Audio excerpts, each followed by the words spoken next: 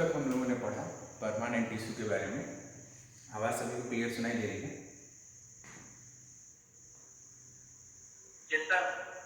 Clear है? Tissue के बारे में हमने पढ़ा था कि दो प्रकार के होंगे,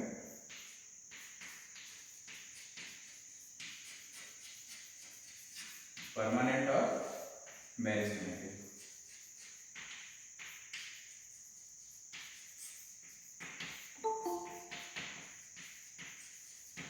दो प्रकार के टिश्यू होंगे, परमानेंट और मेरिस्टेमेटिक टिश्यू। आज हम बात करेंगे मेरिस्टेमेटिक टिश्यू के बारे में। परमानेंट पहले पढ़ाया जा चुका है। मेरिस्टेमेटिक टिश्यू किसे कहते हैं? हेडिंग लिखिए, मेरिस्टेमेटिक टिश्यू। आप सभी लोग हेडिंग लिखिए, meristematic tissue.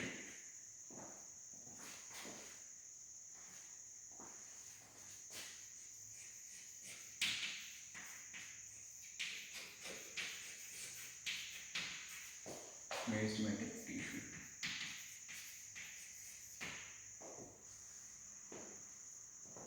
The tissue having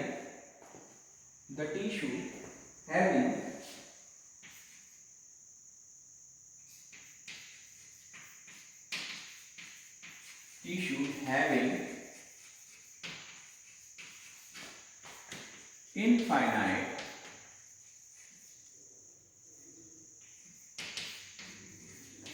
division capability या division ability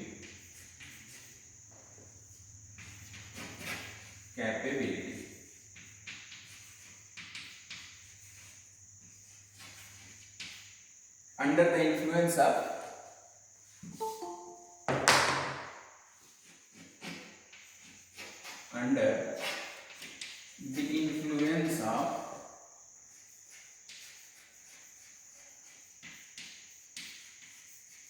right stimulus।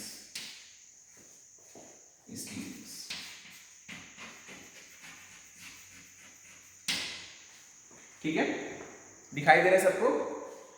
The tissue having infinite division capability under the influence of right stimulus। ऐसे ऊतक जिनमें डिवीजन की बहुत सारी क्षमता हो, जो कभी खत्म ही ना हो, लेकिन क्या जरूरी है उसके लिए? उसके लिए आवश्यक है एक राइट स्टिमुलस, एक सही उद्दीपन की आवश्यकता बनी रहे। अगर उद्दीपन खत्म हो जाए तो वो टिश्यू भी शांत हो जाएगा। ओके, जुड़ गए सभी लोग? नोट कर लिया आप सबने?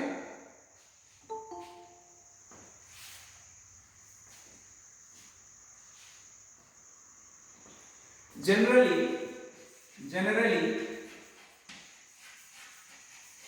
in higher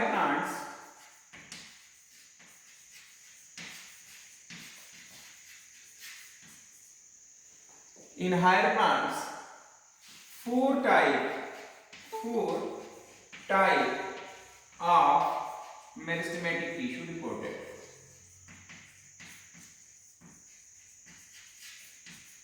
matic tissue reported.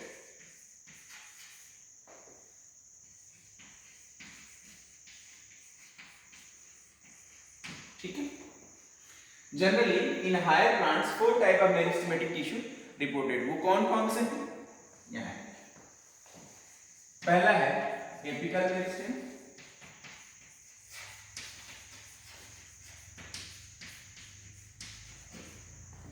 दूसरा है इंटरकैलरी,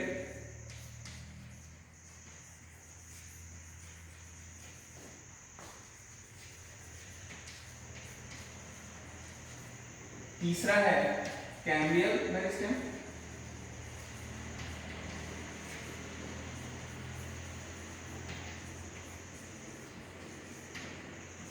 चौथा है, तीन लिखिए, apical meristem, intercalary meristem, cambial meristem. Note करिए इसे।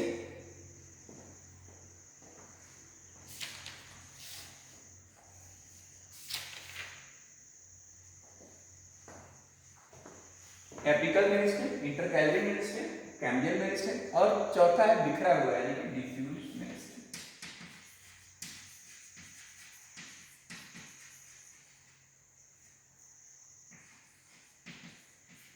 Diffuse meristem.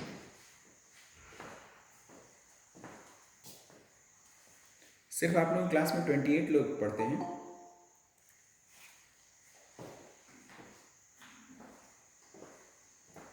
बहुत कम लोग जुड़ते हैं आप लोग क्लास में, ऐसा क्यों?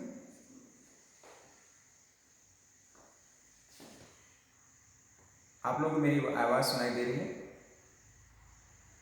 Yes sir. Yes sir. बहुत कम लोग जुड़ते हैं, ऐसा क्यों?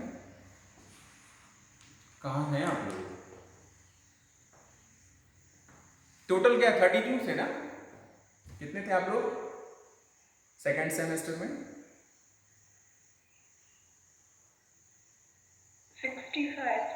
65 और जुड़े कितने हैं? 30 के आसपास जुड़ गए। क्यों भाई? 50% जनसंख्या आती है, ऐसा क्यों? चलिए, जनरली इन हायर प्लांट्स में 4 प्रकार के मेरिस्टेम देखे जाते हैं। वो कौन कौन से? Apical meristem, intercalary meristem, cambial meristem और डिफ्यूज मेरिस्टेम। ठीक है। अगर आपसे कोई पूछे कि what is meristem, the tissue having indefinite capability of division, but क्या नेसेसरी है उसके लिए, क्या एसेंशियल है? एसेंशियल है राइट स्टिमुलस। ठीक है। परमानेंट में क्या फर्क था? परमानेंट टिश्यू बताया गया आप लोगों को, बता सकते हैं? कीर्ति, प्रथा, श्रुति, हाँ मोमेन, बताइए। सर परमानेंट टिश्यू के पास डिवाइड होने की कैपेसिटी खत्म हो जाती है। परमानेंट टिश्यू की डिवाइडेशन कैपेबिलिटी समाप्त हो जाती है। ओके, और प्रथा कुछ बताना चाहती हैं आप? Yes, sir. Lost their ability to divide. Loss their ability to divide, जैसे कि उमेंद्र ने भी बताया। गुड गुड स्टूडेंट्स, नोट कर लिया आप लोगों ने। तो ये थे कि 4 प्रकार के पाए जाते हैं, लेकिन मेरिस्टेम को उनके different availability, different type of plane of division के आधार पर उनको क्लासिफाई भी किया गया है। अगली हेडिंग हम लिखेंगे classification of meristem.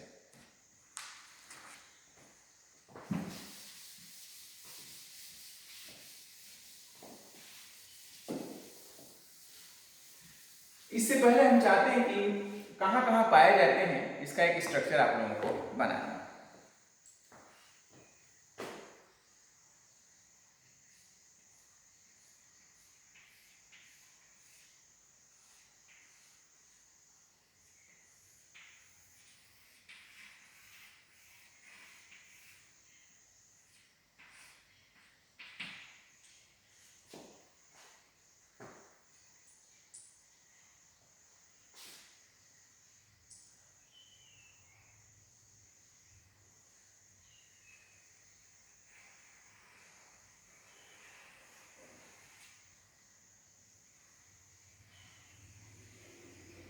Excuse me, sir.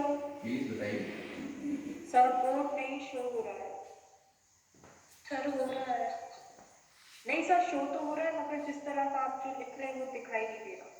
यहाँ दिखाई दे रहा है, ये दिख रहा है सर प्रथा? नेटवर्क इश्यूज होंगे आई थिंक। एक मिनट, आप बताइए प्रथा। नहीं, मुझे क्लियर दिख रहा है ये एपिकल मेरिस्टेम। सर जो आप अभी लिख रहे हैं वो नहीं दिख रहा है। मैं अभी फिगर बना रहा हूँ प्रथा, मैंने कुछ लिखा ही नहीं। आपको फिगर दिख रहा है नहीं प्रथा? नो सर, नहीं दिख रहा। ओके, बाकी सबको? ऐसे नो सर। क्या समस्या आई? अरे नहीं, नो सर मैं ऐसा करता हूँ, यहाँ ठीक है, यहाँ बना देता हूँ, हो सके दिखाई।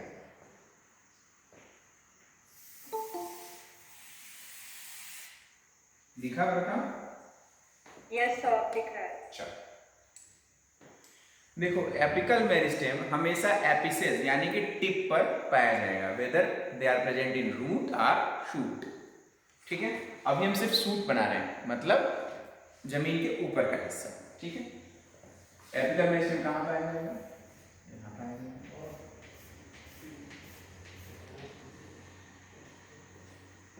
Apical meristem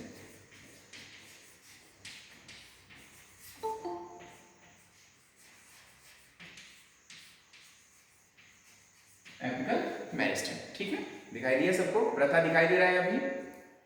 yes sir. Okay. Intercalary का मतलब होता है जो साइड में पाया जाए।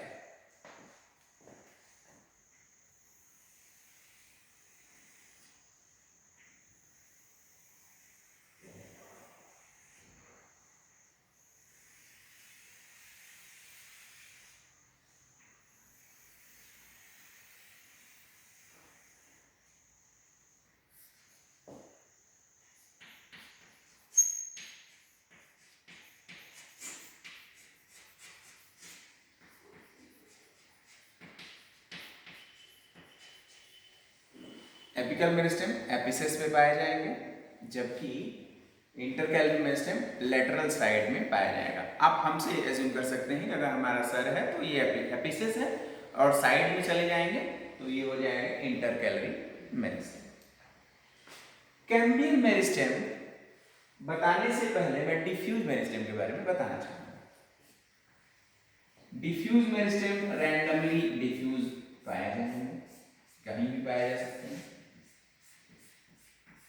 ठीक है।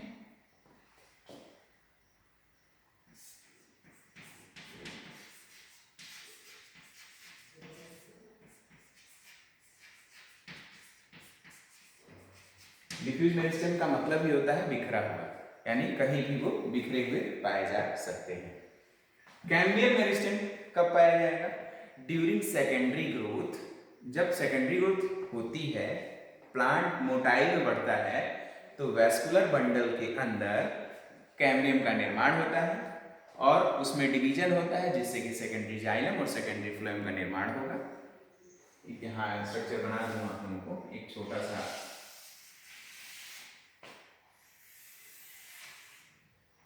स्ट्रक्चर बना के।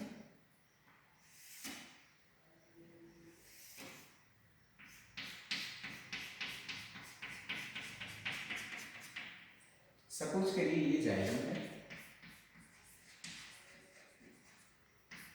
जब हम सेकेंडरी ग्रोथ की बात करते हैं तो सब जो पहले बना हुआ जाइलम होता है, जब हम सेकेंडरी ग्रोथ की बात करेंगे तो जो सबसे पुराना वाला जाइलम होता है, जो पहले बना होता है, उसको हम लोग प्राइमरी जाइलम बोलते हैं।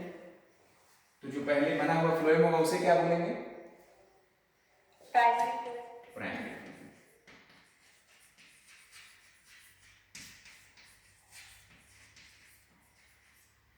और ये बीच में जो पाया जाएगा इसे बोलेंगे कैम्बियम। ठीक है। कैम्बियम के पास डिवीजन की कैपेबिलिटी होती है।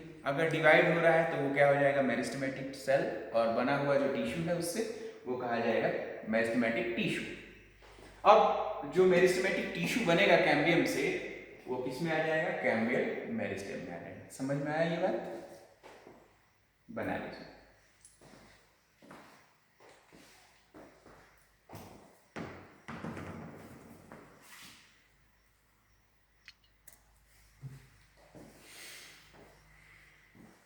बन गया सभी लोगों का? बन जाए तो इन्फॉर्म करें।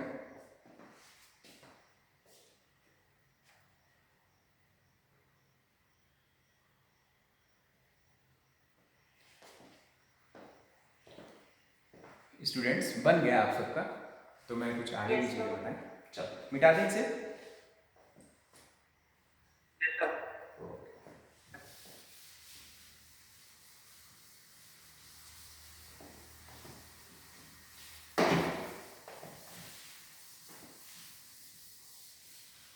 क्लासिफिकेशन शुरू करने से पहले अगर कोई आपसे ये पूछे कि प्रॉपर्टी क्या होती है मेरिस्टेमेटिक टिश्यू की, तो क्या बताएंगे? हेडिंग लिखिए, प्रॉपर्टी या characteristics of meristematic tissue. Characteristics of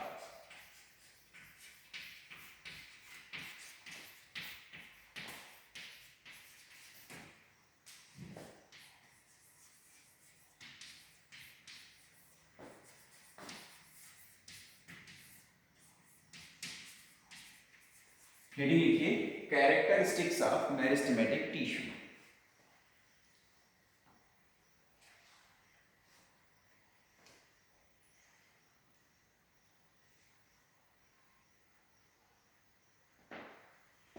जो पहली कैरेक्टरिस्टिक्स होगी इसकी, वो होगी they have very thin cellulose wall. They have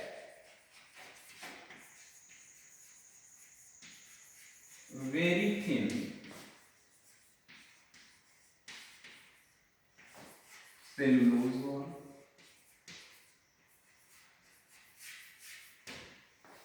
ऐसा क्यों हुआ? क्यों थिन सेलुलोज वॉल पाई जाती है, थिक सेलुलोज वॉल क्यों नहीं पाई जाती है? इसका रीजन ये है कि अगर सेलुलोज वॉल थिक होगी, मैं ये कहूं कि अगर वॉल जो है थिन है, दो टाइप की वॉल बना सकते हैं। ये थिन बना दिए, इसको थिक बना देते हैं।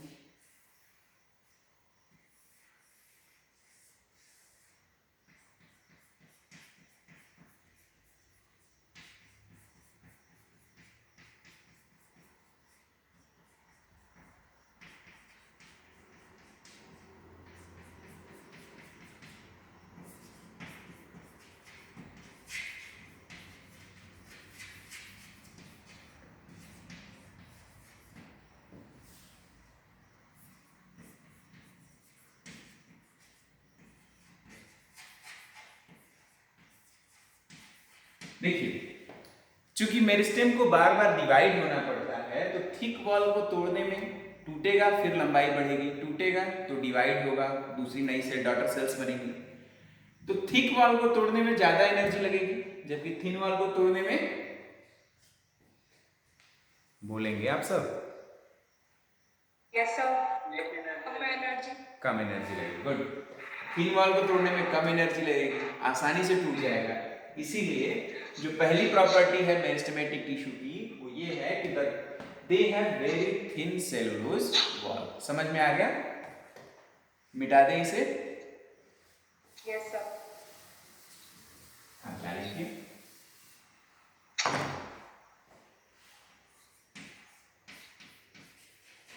They have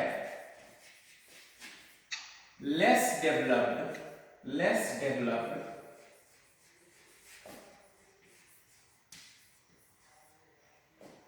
mitochondria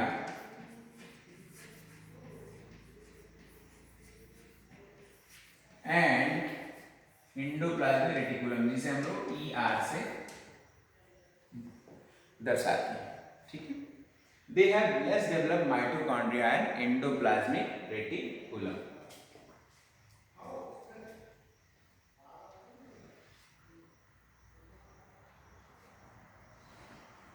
तीसरा है they have very less or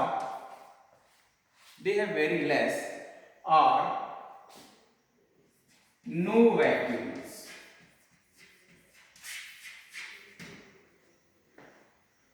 They have very less or no vacuoles.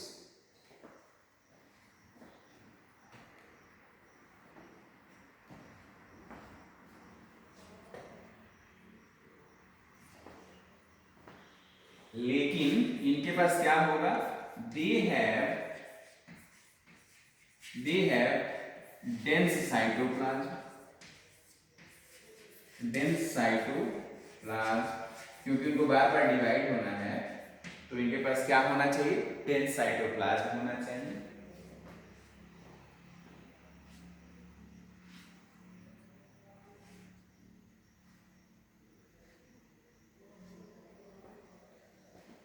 और क्या होना चाहिए? And prominent nuclei and or prominent nuclei.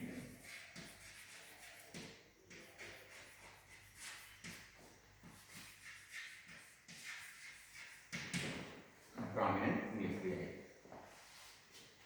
पांचवा है, अगर डेंस साइटोप्लाज्म क्यों होना चाहिए, न्यूक्लियाई क्यों होना चाहिए? क्योंकि डेंस साइटोप्लाज्म होगा तो उसके अंदर भरे हुए मटेरियल जो डिवीजन में और नए डॉटर न्यूक्लियाई, डॉटर सेल्स को बनाने में हेल्पफुल होंगे, वो इस न्यूक्लियस से मिल जाएगी, डॉटर न्यूक्लियाई।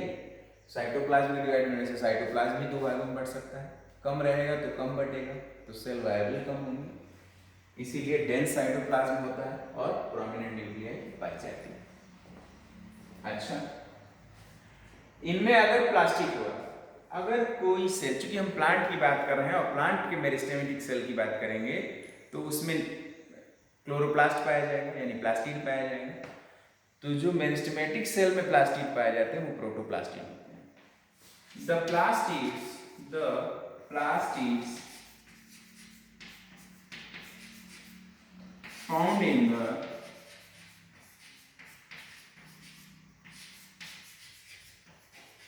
meristematic cell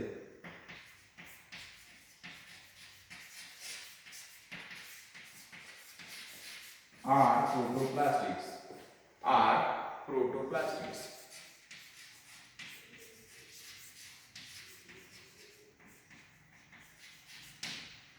प्रोटोप्लास्टिड को आप यूं समझ सकते हैं कि प्लास्टिड से कम डेवलप्ड अगर कोई प्लास्टिड है तो उसे हम प्रोटोप्लास्टिड कहेंगे, यानी less developed plastid is known as प्रोटोप्लास्टिड।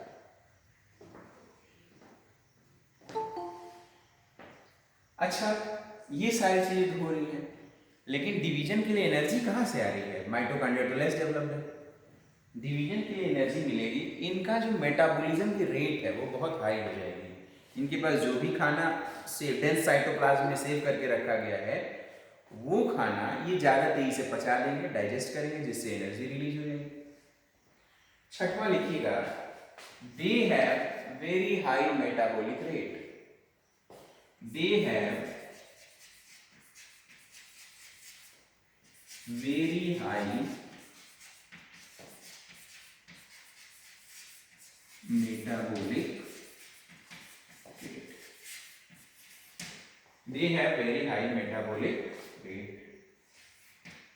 Metabolism में बहुत फास्ट होता है।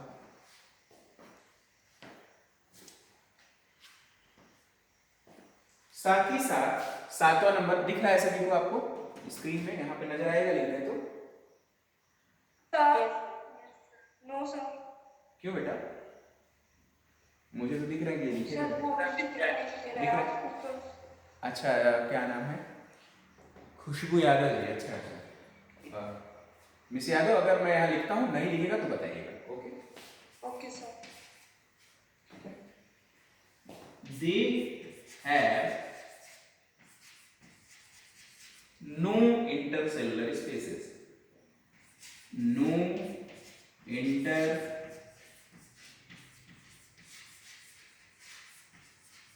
Cellular space.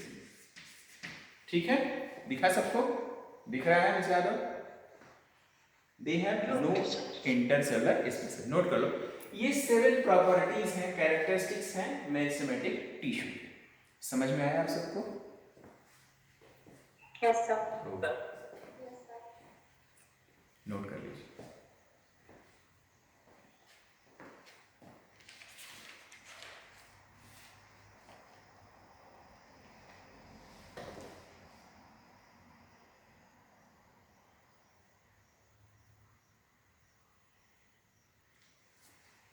नोट कर लिया हो तो मिटा दें। Yes sir. Khushboo, yes sir. Note हो गया? Shruti, yes sir. Homendra, yes sir, हो गया सर।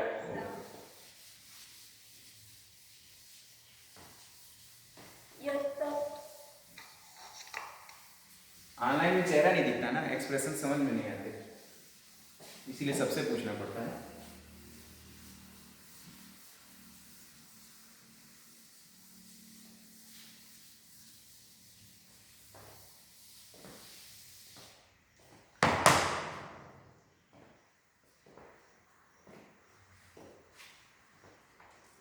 लिखिए, classification of meristematic tissue.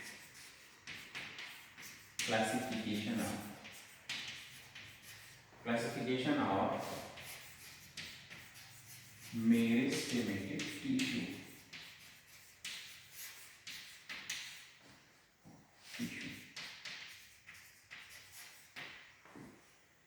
Meristematic tissue को क्लासिफाई करने के कुछ आधार हैं, पहले उसको लिखते हैं।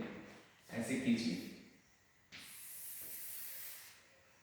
मैं यहां लिख रहा हूं on the basis of.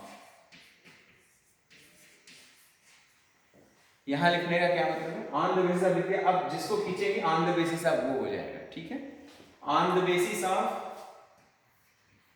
Initiation of cell,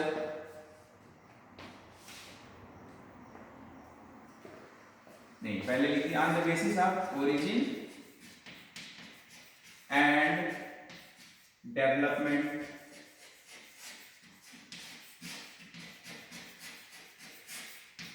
हो गया ना, on the basis of origin and development. Note करते जाइएगा साथ साथ। Of initiating sales,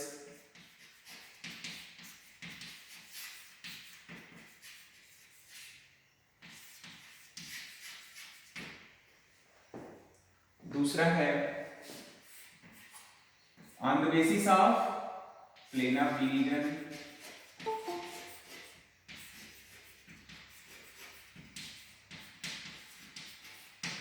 on the basis of plane of division,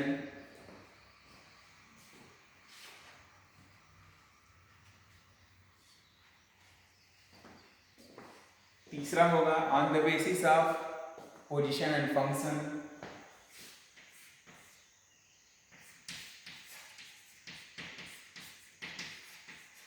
position and function,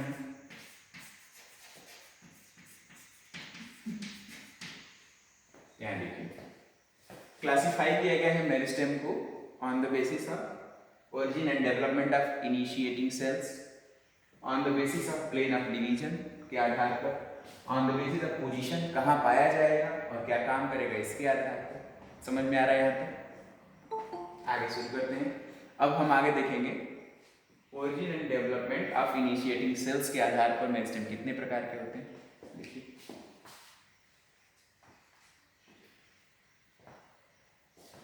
इस आधार पर मेरिस्टेम को 3 भागों में बांट दिया गया है, क्लासिफाई किया गया है।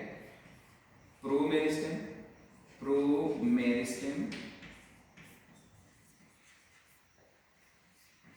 Primary meristem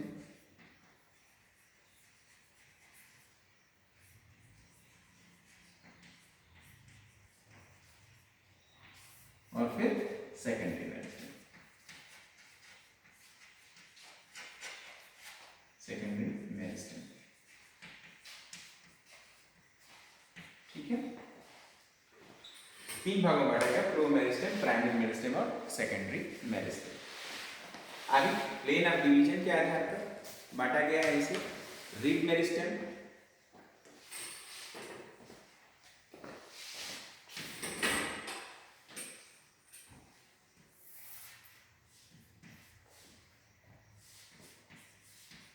rib meristem, M लिखने का मतलब होगा मेरिस्टेम, ठीक है। Rib meristem, plate meristem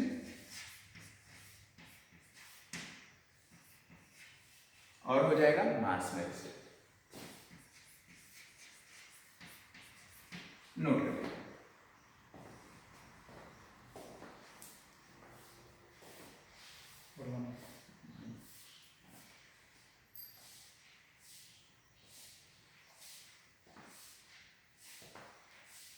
note हो गया ये। आइए इसको तीसरा प्रोटोडर्म,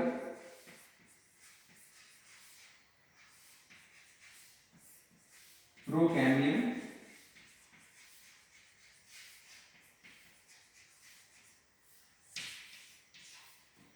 तीसरा है प्रोटोडर्म, प्रोकैम्बियम और ग्राउंड मेरिस्टेम, जिसको हम लोग कॉर्टेक्स टिश्यू के बारे में पढ़ेंगे तब जानेंगे, ठीक है।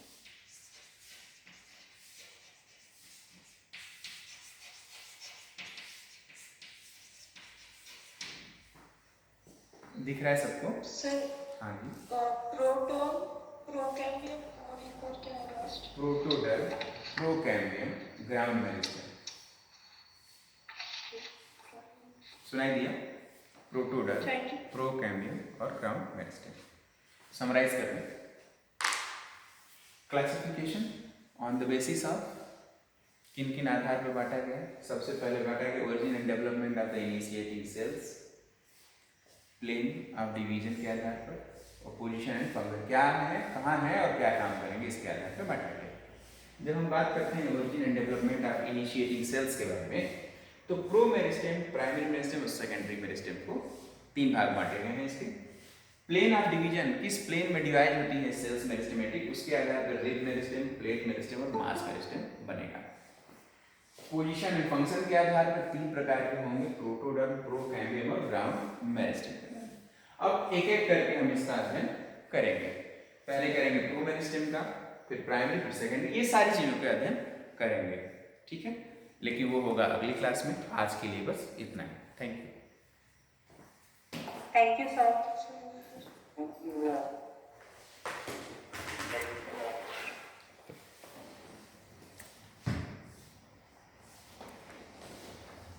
Thank you sir.